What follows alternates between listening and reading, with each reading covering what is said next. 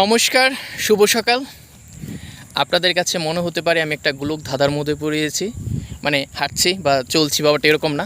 এটা হচ্ছে পাট থেকে যখন হচ্ছে এরকম কি বলে, এটা আঁশ যখন ছাড়িয়ে নেওয়া হয় তখন হচ্ছে এরকম থাকে, বাকি সেটা হচ্ছে শলা।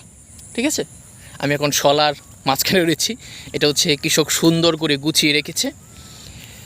যাই হোক, আপনারা যারা মনে করেন যে আমি বিন্দাস ঘুরি তার মানে বিন্দাস ভালো আছি, ব্যাপারটা এরকম না।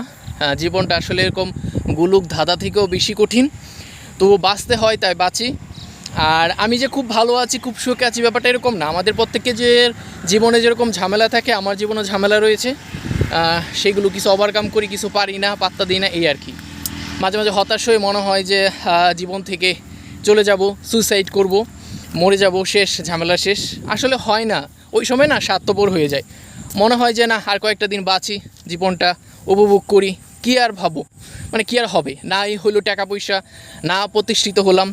প্রতিষ্ঠিত যারা না হতে পারে এই সমাজে, তারা যে কী পরিমাণ হতাশা, যন্ত্রণা এবং কষ্ট নিয়ে বেঁচে থাকে, এটা যারা ভুক্তভোগী একমাত্র তারা জানে, আপনারা কেউ বুঝবেন না। ঠিক আছে, তাই অন্যের সমালোচনা করুন, ভুংবাং যাই বলুন, কষ্ট দিবেন না। বাঁচি নিজের মতো, ভালো থাকবেন, বাই।